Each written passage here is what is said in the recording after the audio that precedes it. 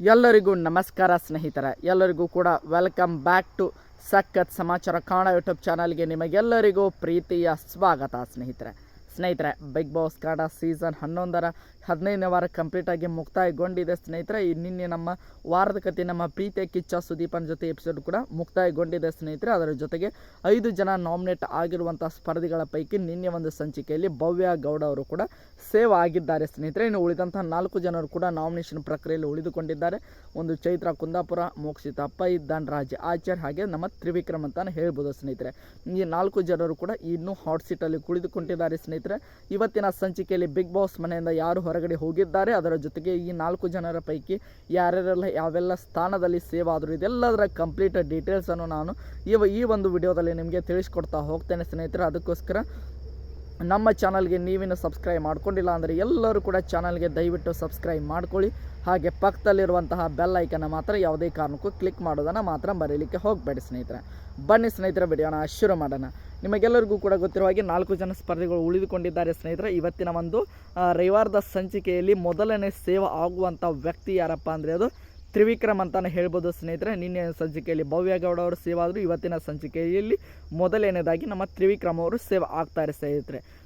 ಎರಡನೇದಾಗಿ ಇವತ್ತಿನ ಒಂದು ಸಂಚಿಕೆಯಲ್ಲಿ ಸೇವ್ ಆಗುವಂಥ ವ್ಯಕ್ತಿ ಯಾರಪ್ಪ ಅಂದರೆ ಅದು ಮೋಕ್ಷಿತಾ ಪೈ ಅಂತಾನೆ ಹೇಳ್ಬೋದು ಸ್ನೇಹಿತರೆ. ಮೋಕ್ಷಿತಾ ಪೈ ಅವರು ಇವತ್ತಿನ ಒಂದು ಸಂಚಿಕೆಯಲ್ಲಿ ಎರಡನೇದಾಗಿ ಸೇವ್ ಆಗ್ತಾರೆ ಸ್ನೇಹಿತರೆ. ಇನ್ನು ಇವತ್ತಿನ ಒಂದು ಸಂಚಿಕೆಯಲ್ಲಿ ಮೂರನೇದಾಗಿ ಸೇವ್ ಆಗೋದರ ಜೊತೆಗೆ ಬಾಟಮ್ 2 ಅಲ್ಲಿ ಕೂಡ ಇರುವಂಥ ಇಬ್ಬರು ಸ್ಪರ್ಧಿಗಳು ಧನರಾಜ್ ಆಚಾರ್ ಹಾಗೆ ನಮ್ಮ ಚೈತ್ರ ಕುಂದಾಪುರ ಅಂತಾನೆ ಹೇಳ್ಬೋದು ಸ್ನೇಹಿತರೆ. ಇಬ್ಬರು ಕೂಡ ಬಾಟಮ್ 2 ಅಲ್ಲಿ ಉಳಿದುಕೊಳ್ತಾರೆ. ಅದರಲ್ಲಿ ನಮ್ಮ ಧನರಾಜ್ ಆಚಾರ್ಯ ಅವರು ಸೇವ್ ಆಗ್ತಾರೆ ಅಂತಾನೆ ಹೇಳ್ಬೋದು ಸ್ನೇಹಿತರೆ. ಅಂದರೆ ಮೂರನೇದಾಗಿ ಇವತ್ತಿನ ಸಂಚಿಕೆಯಲ್ಲಿ ಸೇವ್ ಆಗ್ತಾರೆ. ಚೈತ್ರ ಕುಂದಾಪುರ ಅವರು ಬಿಗ್ ಬಾಸ್ ಕನ್ನಡ ಸೀಸನ್ 11ರಲ್ಲಿ 15ನೇ ವಾರದಲ್ಲಿ ಬಿಗ್ ಬಾಸ್ ಮನೆಯಿಂದ ಹೊರಗಡೆ ಬಂದಿದ್ದಾರೆ ಸ್ನೇಹಿತರೆ. 100 ದಿನಗಳನ್ನು ಪೂರೈಸಿದಂಥ ನಮ್ಮ ಚೈತ್ರ ಕುಂದಾಪುರ ಅವರು ಬಿಗ್ ಬಾಸ್ ಮನೆಯಿಂದ ಈಗ ಸದ್ಯ ಹೊರಗಡೆ ಬಂದಿದ್ದಾರೆ ಅನ್ನುವಂತಹ 100ಕ್ಕೆ 100 ಕನ್ಫರ್ಮ್ ಇರುವಂತಹ ಒಂದು ಮಾಹಿತಿ ಅಂತಾನೆ ಹೇಳ್ಬೋದು ಸ್ನೇಹಿತರೆ. ತುಂಬಾ ಒಂದು ಇಂಟ್ರೆಸ್ಟಿಂಗ್ ಆಗಿರುವಂತಹ ಒಂದು ಆಟವನ್ನು ಇವರು ಪ್ಲೇ ಮಾಡ್ಕೊಂಡು ಬಂದಿದ್ದರು ಸ್ನೇಹಿತರೆ. ಆದರೆ ಇನ್ನು ಫಿನಾಲೆ ಹತ್ತಿರ ಬಂದ ಮೇಲೆ ಅವರ ಒಂದು ವಾರದ ಪರ್ಫಾರ್ಮೆನ್ಸ್ ಯಾವತ್ತೂ ಕೂಡ ಮ್ಯಾಟ್ರ್ ಆಗೋದೇ ಇಲ್ಲ ಸ್ನೇಹಿತರೆ.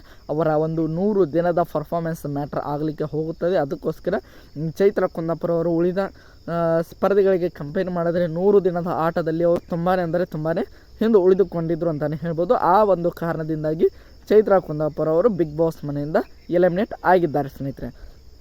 ಚೈತ್ರ ಕುಂದಾಪುರ ಅವರು ಎಲಿಮಿನೇಟ್ ಆಗಿದ್ದು ನಿಮಗೆ ಖುಷಿ ಆಯಿತಾ ಇಲ್ವಾ ಎಂಬುದನ್ನು ಕೂಡ ಕಮೆಂಟ್ ಬಾಕ್ಸಲ್ಲಿ ಕಮೆಂಟ್ ಮಾಡಿ ಸ್ನೇಹಿತರೆ. ಅದರ ಜೊತೆಗೆ ಚೈತ್ರ ಕುಂದಾಪುರ ಅವರು ಹೋಗದಿದ್ದರೆ ನಿಮ್ಮ ಪ್ರಕಾರ ಯಾರು ಹೋಗಬೇಕಾಗಿತ್ತು ಎಂಬುದನ್ನು ಕೂಡ ಕಮೆಂಟ್ ಬಾಕ್ಸಲ್ಲಿ ಕಮೆಂಟ್ ಮಾಡಿ ಸ್ನೇಹಿತರೆ.